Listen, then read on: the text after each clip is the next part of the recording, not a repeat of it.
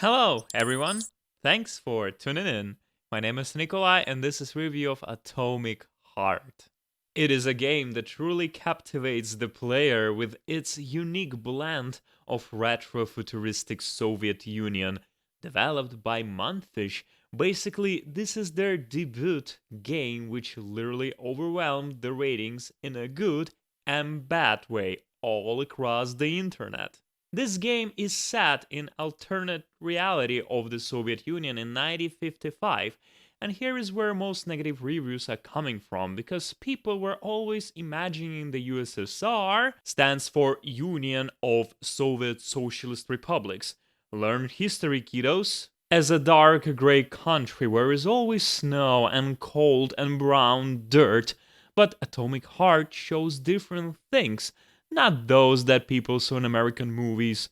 People are happy, they're singing and celebrating. Robots are living with them all together and helping everyone to build a better future for the whole mankind. I hope that many people will watch this video and will try to understand that there is always a two sides of the coin. And if people hate the game for some imaginary political context here, just send them to hell. Let us continue. Players take the role of a KGB agent, Major Nechayev, that was sent to investigate a secret facility 3826, and at the same time, the robots rebelled and killed all people in that complex facility. The game is set in the 50s, and the attention to detail in the game's world building is impressive, with unbelievable technology and designs that evoke a sense of nostalgia for the era of many Soviet citizens. I would like to say that definitely we can consider the Bioshock series much smarter with a loud political protest, where no funny jokes, satiric dialogues, or epic nostalgic feelings for the specific era. This is why I'm not gonna compare Atomic Heart to Bioshock, because Atomic is like a comedy with a good, true nostalgic context and motive about something that many people should be aware of. That's it. For example, everybody talks about horny vending machine, and many reviewers were feeling uncomfortable being harassed and abused by that horny robot. So let me explain what is this about exactly. For those that not aware, there is a stereotypic slash joking thought in the post-Soviet people minds that were saying that there was no sex in USSR. And well, developers just kindly showing us that no, there was sex in USSR. We could go even further into the game and look at the theater where it was clearly mentioned that after the robotic performances of such beautiful bodies, people loved to go downstairs and have sex with robots because they're gorgeous. And this is why again I mention once more that this is a comedy where everything for the fun and satiric thing.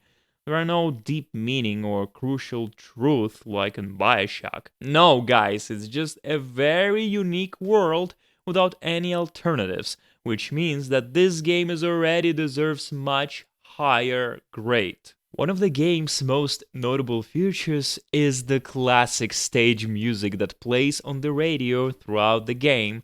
The game lore even explains to us how it is possible to listen to the music that not even came out yet. Developers explain many details of the world through multiple notes, computers, posters. But coming back to the music, we notice that it perfectly captures the era and adds to the immersion of the game. It is impossible not to appreciate the Russian classic music that is played in the background, and the Nutcracker by Pyotr Tchaikovsky is just wonderful. Pass the Ducks is the dance for the Sugar Plum Fairy and Prince Coqueluche, which is the culmination of the entire ballet in the world. Personally, for me, I even rewatched the ballet. It feels like a true love letter to the Soviet Union. And this is amazing because the developers are not hiding from their past and appreciate their historical roots. Bravo! One thing that stands out in Atomic Heart that I cannot evade is the comparison to Half-Life, Prey, and Bioshock series. The game shares similarities with both of these classic titles in terms of its storytelling, gameplay, and setting. However, Atomic Heart takes these elements to a new level by incorporating them into its own unique world. The game feels fresh and new. Our protagonist, talks a lot, and maybe too much, and maybe way too much. Some dialogues between the glove, our robotic assistant, and our main character are too long and proves how the main character is reckless and cannot notice some obvious things in this world. But that's how I personally felt like, and this is not a con. Yet.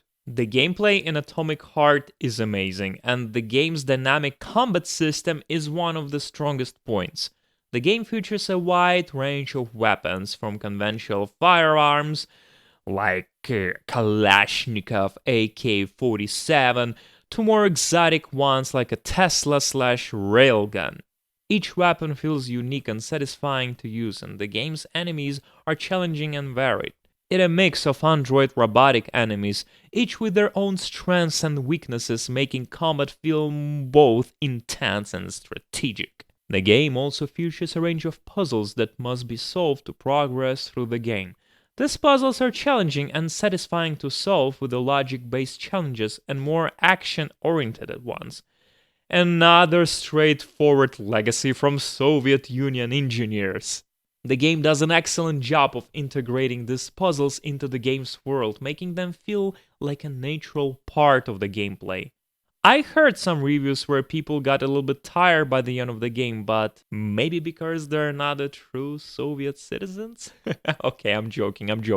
I agree that sometimes they're too hard and can scare many players, but I greatly encourage you and tell you, don't give up. You can do it. The game's bosses are also worth noting, and they are some of the most unique and challenging in the recent memory. These bosses are huge, mechanical monstrosities that require careful planning and strategy to defeat, with the good achievements to beat the boss only in close combat, which is really fun. Each boss has a unique set of attacks and weaknesses, and defeating them feels like a true accomplishment. Personally, I think that the Hatch is one of the best bosses in the entire decade.